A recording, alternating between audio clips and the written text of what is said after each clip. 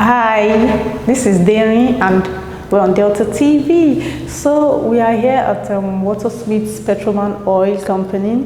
The CEO, engineer Chikezie Nwosu, actually organized a 6-day bootcamp, robotics bootcamp for some primary school kids. And these kids, they are fantastic, very intelligent kids. So let's go on.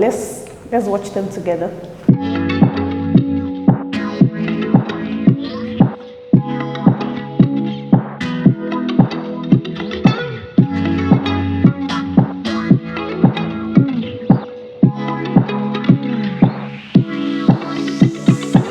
Greetings to everyone on God's good earth. My name is Lady Isioma Fidel Ewerem. I am the Executive Director of Seat of Wisdom School in Maryland, Lagos. I'm also a member of the Board of Trustees of Women in Renewable Energy Association in Nigeria. It has been an amazing week, a week where 10 to 12 pupils attended the Mindstorm Robotics Bootcamp in Lekki. We came all the way from Maryland every day. Today is the last day where the children are going to get certificates of completion. It's been an amazing experience where the spirit of creativity and innovation has been unleashed from within the children. I saw children use their creativity in amazing ways, where they put together Lego robotics and built robots that could shoot, robots that could show emotions, and I could see the excitement in them. And might I add that the CEO of WalterSmith, Petroman Oil Limited, Mr. Chikezie Nwosu, is the angel helper, the arrowhead of this beautiful boot camp that is held in the office of the SPE. What is SPE? Society of Petroleum Engineers. And we had fantastic supervisors, undergraduate engineers, both male and female, passionate about making a difference in the world, passionate about nation building. It has been such a wonderful experience. And how many children do we have? We had 10 children, 5 from Seat of Wisdom School, and one of them an alumna who is now in Harleyfield Secondary School. We also had children from Immaculate Heart Secondary School, 2 of them, and then 1 from Sami Royal School. Thank you very much. My name is Chikezie Nwosu, and I'm the Managing Director and Chief Executive Officer of WalterSmith Petroman. My interests have always been around science, as you can very well see, and how you can get very young people, right from, I would say, even the infancy stage, but especially when they start picking up knowledge. The idea came to me after I started building, a number of Lego items. I used to build, and the chairman of the company came into my office one day and said to me that he didn't like the model of the refinery, that the consultants that built our refinery, a modular refinery in a big way, that they had shown in an exhibition, and said that since I was into building things, could I build a refinery? And I took on the challenge, took all the material, designed the refinery and built it. It's on the table right behind you there. And then I thought about it and said, isn't this a good teaching tool for undergraduates in the university, for them to learn about modular refining, gas plants, and all these kind of process systems?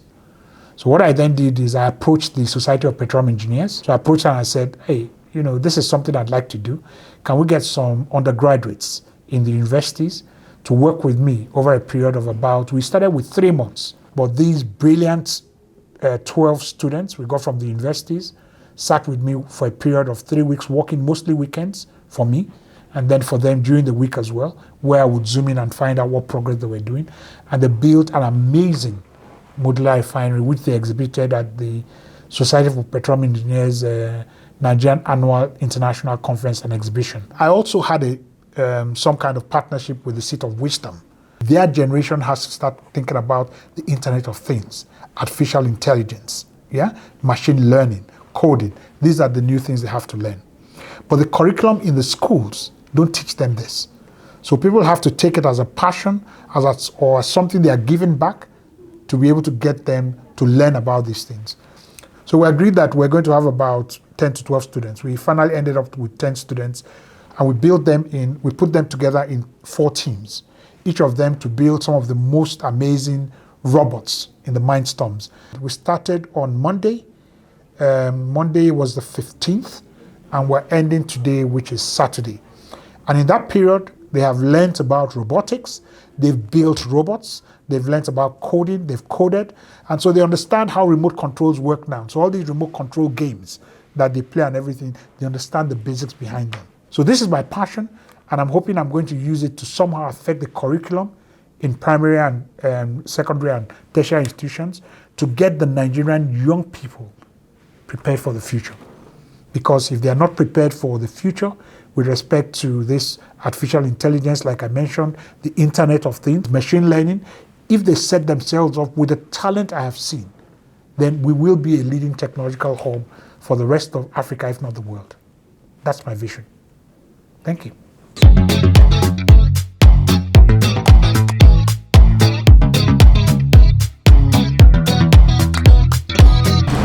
Good day, everyone.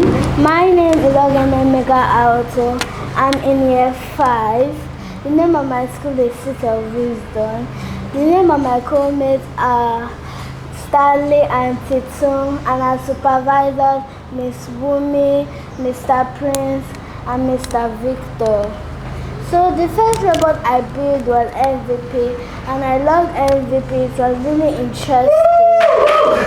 And the second robot I built was Blast. I love Blast because it looks like a human robot. So I programmed Blast to do something. So this is what it's going to do. It starts and smiles. Then it says, I love you, Mega, Titum, and Stanley.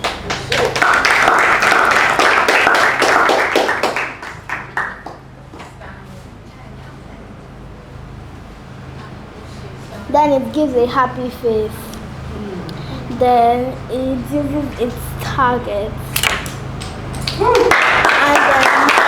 Good day, everyone. My name is James Stanley. I'm 15 years old. I school at Immaculate Senior High School. And I'm here to talk about the robots me and my team built. So we started building, we actually built 2 robots.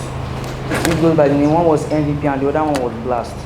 So if I want to classify them both, I would say that MVP was way cooler than Blast, but just that Blast has a lot of features more than MVP. Like MVP only has the crane, and Blast has I think 5 to 6 features. So I'm here to demonstrate how they work.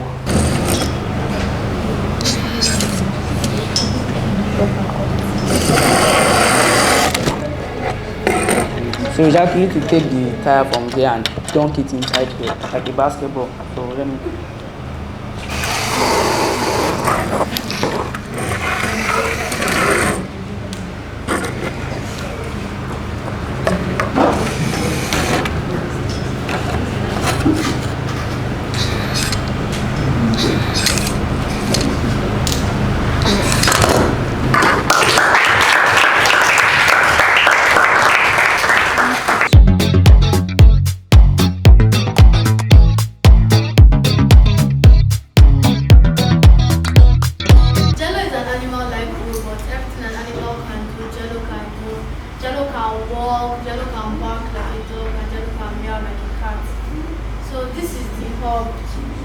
brain of Jello.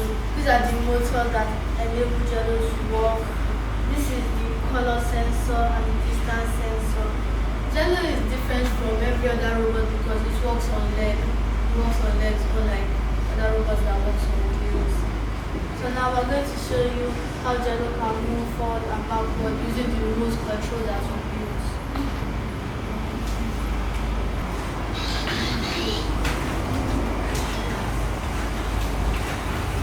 Jello is moving. It's moving forward.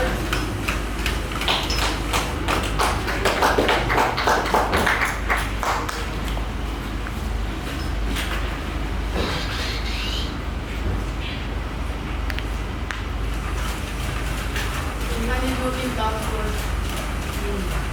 And now I'm going to show you some of the features Jello can do. So, using the distance sensor, Jello can see obstacles and run away from them, looking for another direction to go. So we're going to do that.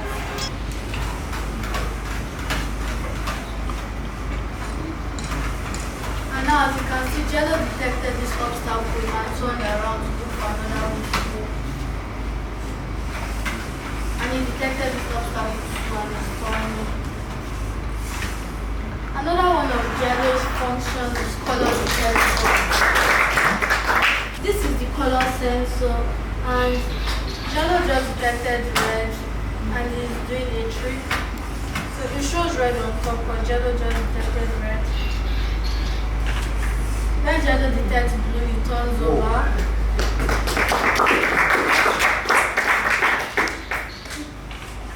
When Jello detects yellow,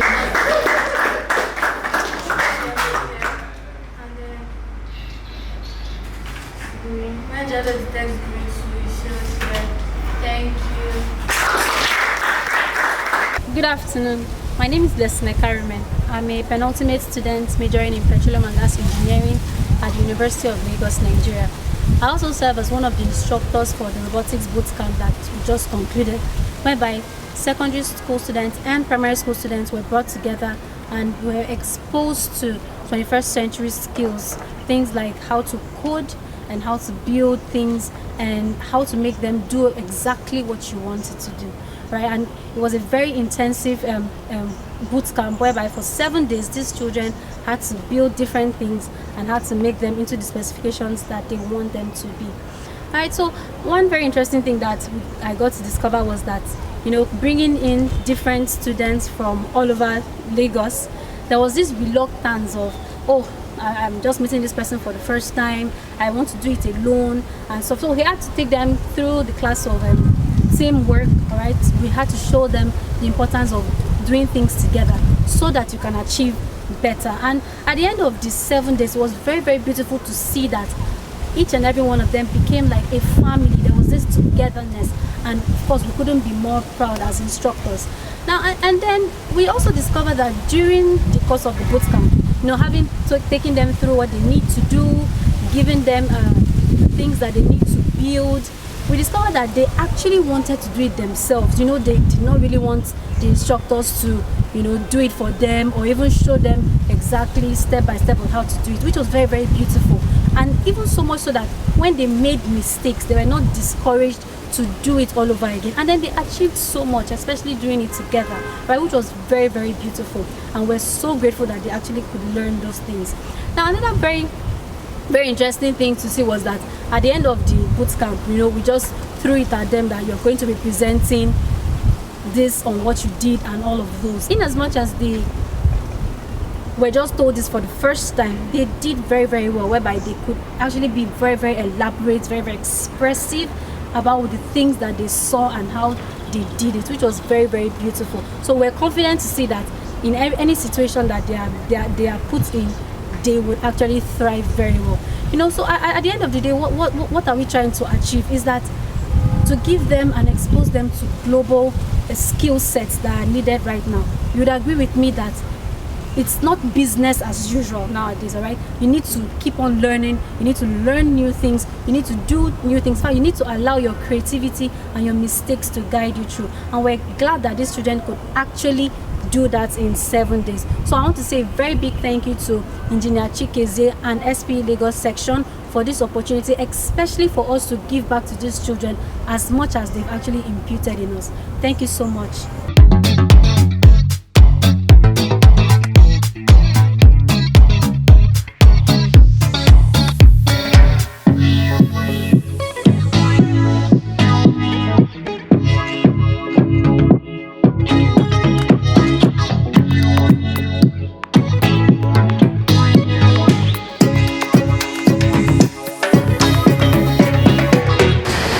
Good day, everyone. My name is Xavier, and this is my teammates Jeffrey, and our supervisors, Mr. Ephraim, Mrs. Jesu Tofumi, and Mr. Abib.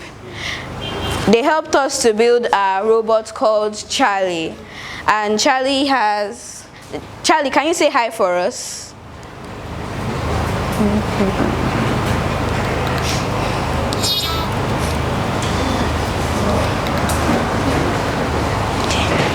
So Charlie has many features. He can walk, he can talk, he can run around, he can drum, he can dance. But we're going to start with dance for now. So Charlie, dance for us, please.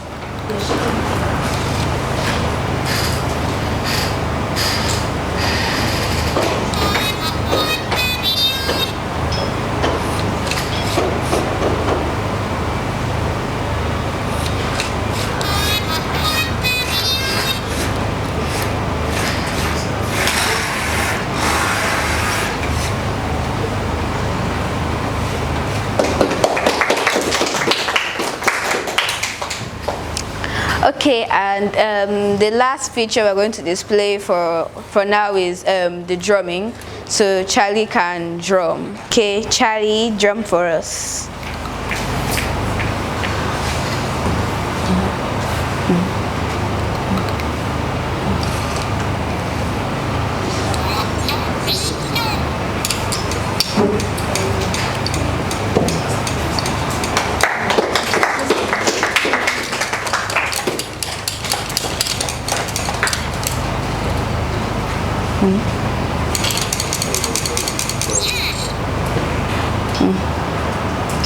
Good day, my name is Oladipo Chikezie, a 400 level student at the Federal University of Technology, Akure, where I currently study applied geology. It's been an amazing 7 days with an awesome set of pupils and students across Lagos, Nigeria at the Robotics and Programming Bootcamp organized by Engineer Chikezie Nwosu in conjunction with the Society of Petroleum Engineers Lagos section.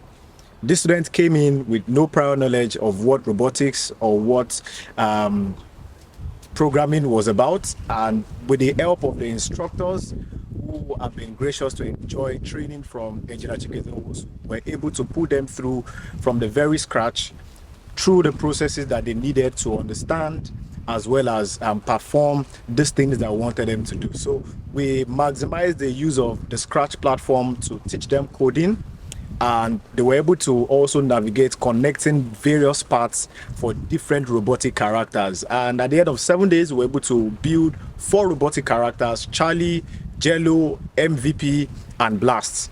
And each of these characters have different functions. Jello, like an animal, could detect object at the distance, and could also detect colors, different colors with its distance and color sensor respectively. And with the program that was used for this color and distance detection, the robot could display different functions. For instance, it could dance if it sees a yellow color, it could turn around if it sees a red color, it could play a game if it sees a black color. Amazing things that we're able to accomplish with Jello. MVP, a versatile mechanical device that could serve as a crane, a aim and target object, could serve as a crushing equipment. Just beautiful what these young people were able to do. Charlie, like a baby, could drum, could play the mini golf, doing so many beautiful things. And Blast, a masculine figure that could punch, could throw punches, could hold objects, could pick up objects, could turn around, could also break dance. But interestingly, again, we were able to do this in 7 days, and each group of students were able to go through another process of learning about a different robot. I went for about 3 different robots for each set of students, which made it mind-blowing that these young people could do all this in the space of 7 days. And personally for me, it was their energy and the versatility. Once we can provide a proper environment for learning for young people, there is nothing they can't accomplish. And we want to express our profound gratitude to Engineer Chikezie Nwosu for providing an enabling environment for a diverse and inclusive set of students as well as instructors for this past 7 days. Thank you very much. Thank you, SP.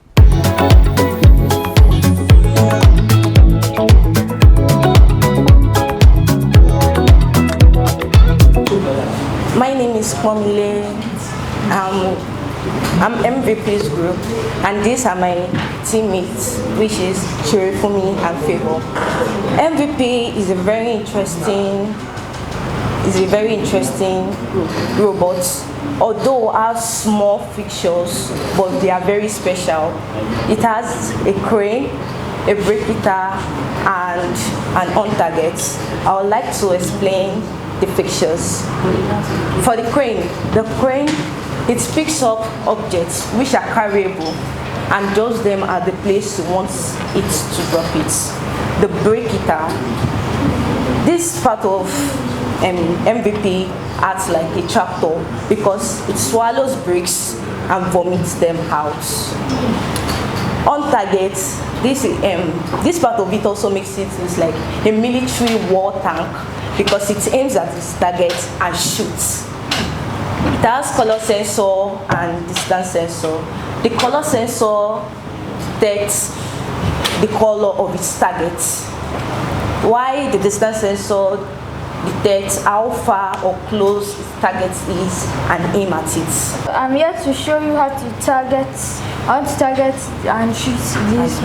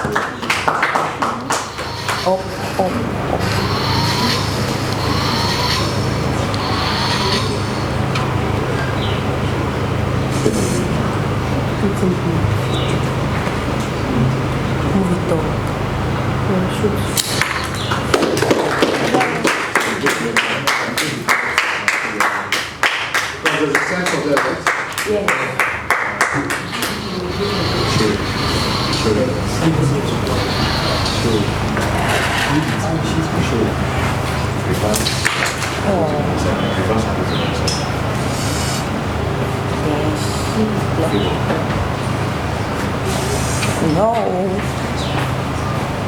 Then shit.